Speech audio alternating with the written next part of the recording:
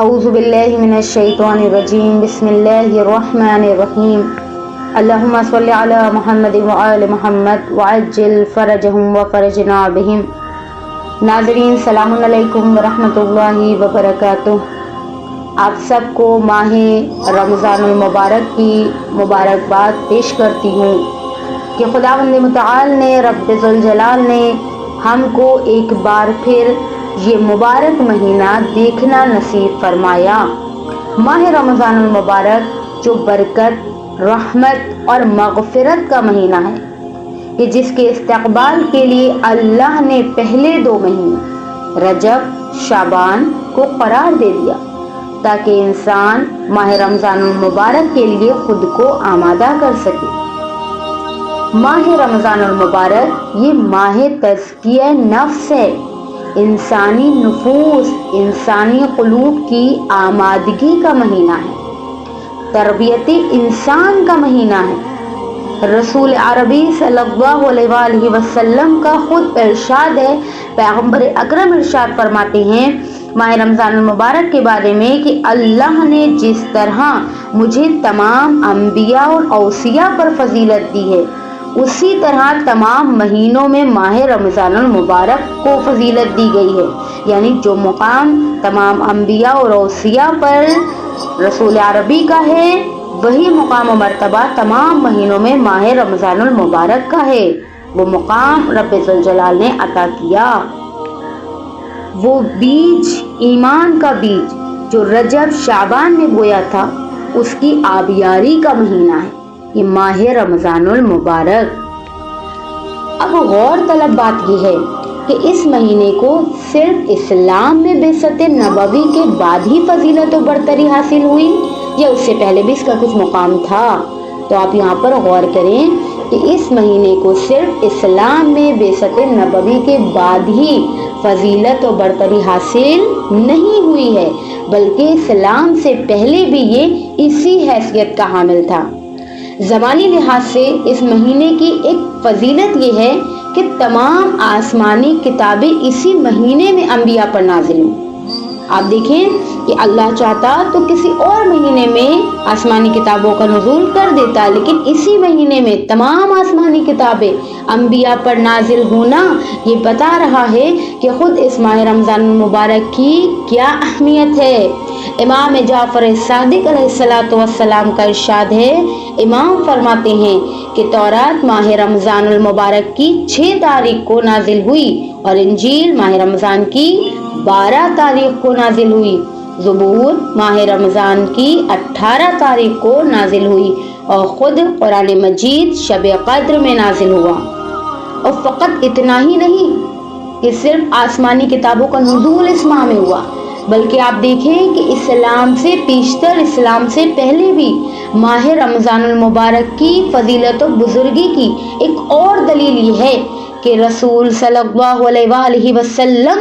بعثت سے قبل بھی ماہ رمضان المبارک کا خاص احترام کیا کرتے تھے۔ آپ تاریخ اٹھا کر پڑھیں، دیکھیں اور آنکھ کو الٹ کر دیکھیں کہ اس کے خاص تقدس کے قائل تھے نبی۔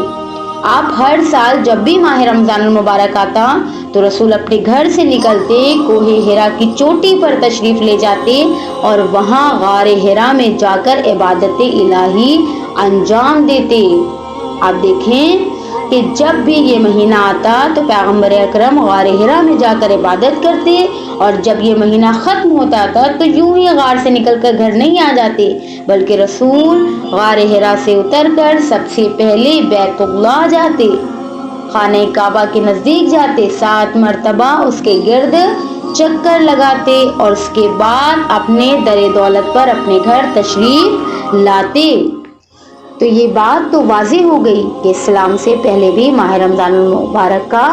وہی احترام، وہی تقدس تھا، اس سے پہلے بھی اس کی بہت زیادہ اہمیت تھی۔ اور ماہ رمضان المبارک کی اتنی فضیلت اور بزرگی کی علامتوں میں سے ایک علامت جو سب سے مہم میں نے عرض کیا آپ کی خدمت میں کہ اس ماہ میں تمام آسمانی کتابیں نازل ہوئیں اور قرآن مجید اسی ماہ میں نازل ہوا، اور دوسرے تمام مہینوں پر ماہ رمضان المبارک کی فضیلت اور بزرگی کی ایک علامت یہ ہے کہ شب قدر اسی مہینے میں ہے، شب قدر کسی اور ماہ میں نہیں ہے، اسی مہینے میں شب قدر ہے۔ خود ارشاد الہی ہے کہ لیلۃ القدر خیر من الف شہر،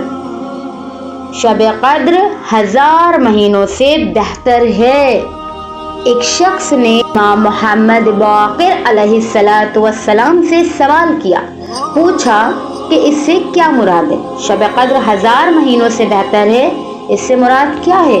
تو امام علیہ السلام نے جواب دیا، اس سے مراد یہ ہے کہ اس رات میں انجام دیا جانے والا نیک عمل ایسے 1000 مہینوں میں انجام دیے جانے والے نیک عمل سے بہتر ہے جن میں شب قدر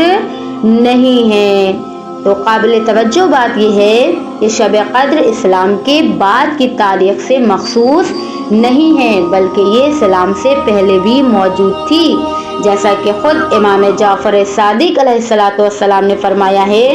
کہ کتاب خدا میں خدا کے نزدیک مہینوں کی تعداد 12 ہے، اور آسمانوں اور زمین کی خلقت کے آغاز سے اب تک، اور جب مہینوں کا آغاز ہوا اس وقت سے ماہ رمضان موجود رہا ہے، اور قلب ماہ رمضان شب قدر ہے۔ خود امام محمد باقر علیہ السلام کا ارشاد ہے، فرمایا رمضان کو فقط رمضان نہ کہا کرو، یہ نہ کہا کرو کہ رمضان آیا رمضان چلا گیا، بلکہ کہا کرو ماہ رمضان۔ یہ رمضان خدا کے ناموں میں سے ایک نام ہے، اور عربی لغت کے ماہرین کی تشریحات کے مطابق رمضان لفظ رمز سے لیا گیا ہے۔ رمز کے معنی موسم خزاں میں ہونے والی بارش ہے جو سطح زمین سے گرد و غبار اور گندگی کو دھو ڈالتی ہے۔ اس بنیاد پر اس مہینے کو رمضان کہتے ہیں، اور اس کے کہنے کی وجہ یہی ہے کہ یہ انسان کی روح کو اور اس کے نفس کو آلودگیوں اور نجاستوں سے صاف اور پاک کر دیتا ہے۔ ہم خداوند متعال کی بارگاہ میں دعا گو ہیں کہ رب ذوالجلال ہم سب کے تمام گناہان صغیرہ اور کبیرہ کو اسی ماہ میں اسی ساتھ بخش دے، اور ہم سب کو زیادہ سے زیادہ نیک عمل انجام دینے کی توفیق عطا فرمائے۔ والسلام علیکم ورحمۃ اللہ وبرکاتہ۔